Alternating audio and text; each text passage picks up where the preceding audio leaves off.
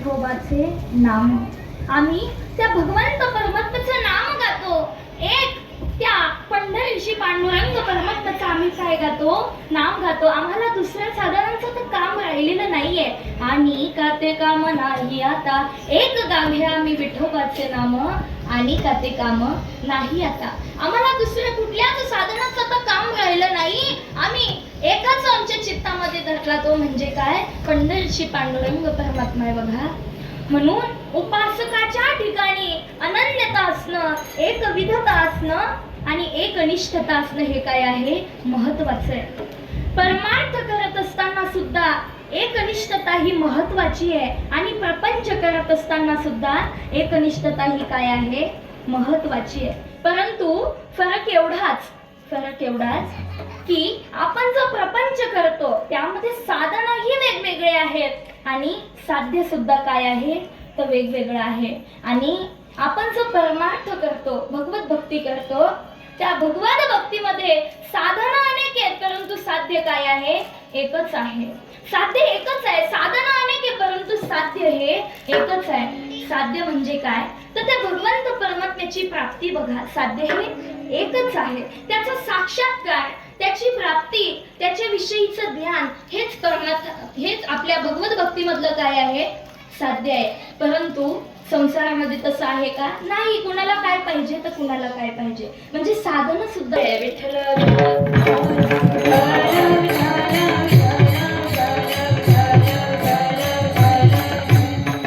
साध्य हे एकच आहे. म्हणून परमार्थिकाने भक्ती करणाऱ्या व्यक्तीने अगोदर आपलं काय ठरवलं पाहिजे, साध्य ठरवलं पाहिजे. साधनाच्या अगोदर सुद्धा आपलं साध्य काय, आपल्याला मिळवायचंय काय, आपल्याला मिळवून करायचंय काय, हे आपण ठरवलं पाहिजे बघा. नाहीतर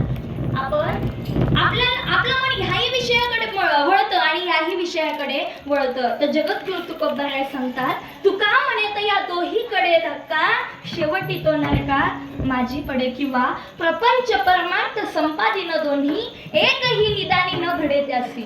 म्हणजे आपण जर आपल्याला हेही हवंय, आपल्याला तेही हवंय, आम्ही भगवत भक्ती सुद्धा करू आणि आम्ही हे विषय भोग सुद्धा भोगू संसारामधले, तर आपल्याला हेही प्राप्त होत नाही आणि तेही प्राप्त होत नाही.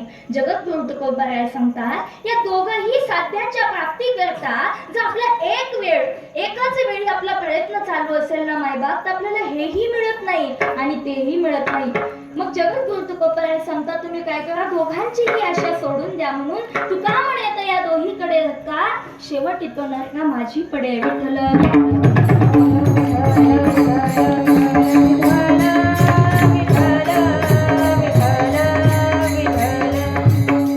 भगवत भक्तीमध्ये एकच साध्य आहे, ते म्हणजे काय, तर देव आहे मायबाप. परमार्थामध्ये भगवंताची प्राप्ती हेच साध्य आहे बघा. जगद्गुरु तुकोबरायांनी सांगितलं की आम्ही चित्तामध्ये एकच धरला, आम्ही चित्तामध्ये एकच पंढरीशी पांडुरंग परमात्मा धरला. एके धरला चित्ती आम्ही रखुमाईचा पती. विठ्ठल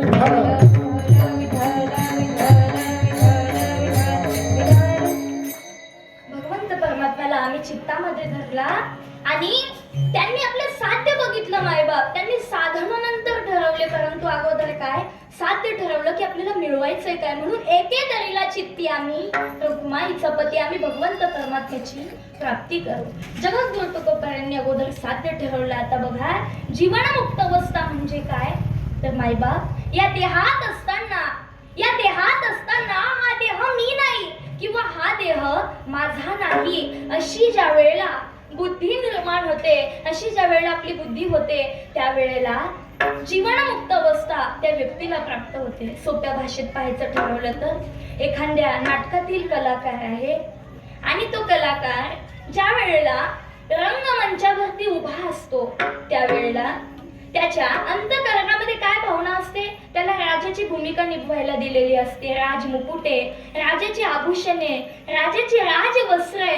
परंतु खालच्या प्रेक्षकांना काय वाटतं की हा जणू काही काय आहे, राजा आहे. परंतु त्याच्या अंतःकरणामध्ये हा दृढ निश्चय असतो की मी राजा नाहीये, मी फक्त आणि फक्त राजाची वेशभूषामध्ये आहे, राजाची भूमिका निभवत आहे. ज्या वेळेला तो रंगमंचावरती उभा आहे त्यावेळेला सुद्धा त्याच्या अंतःकरणामध्ये मनामध्ये हा दृढ निश्चय आहे की मी राजा नाहीये, मी तर फक्त आणि फक्त एक काय आहे, कलाकार आहे. आणि ज्या वेळेला तो आपल्या डोक्यावरचा राजमुकुट त्या राजाला वापस देतो त्यावेळेला सुद्धा त्याच्या अंतःकरणामध्ये काय भाव असतो की मी हा राजा नव्हता, राजा नाहीये, राजा नव्हता आणि राजा होणार सुद्धा नाही. मी काय आहे, मी नाटकातील कलाकार आहे. त्याचप्रमाणे मायबाप या देहात असताना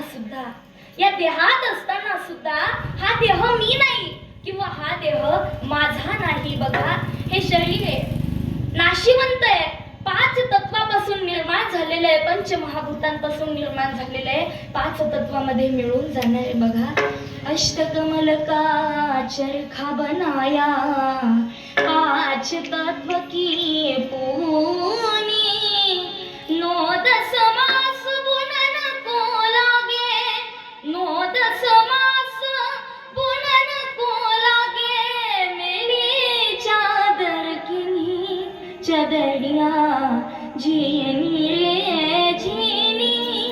मायबाप हा देह 5 तत्वापासून बनलेला आहे, पंचतत्वामध्ये मिळून जाणार आहे. बघा देह नाशिवंत आहे, देह पाण्याचा बुडबुड आहे हो, एक ना एक दिवस तो संपून जाणार आहे. परंतु या देहात असताना सुद्धा हा देह मी नाही किंवा हा देह माझा नाही असा ज्या वेळेला साक्षी भाव निर्माण होतो ना मायबाप, त्यावेळेला त्या अवस्थेला जीवनमुक्त अवस्था असे म्हणतात. विठ्ठल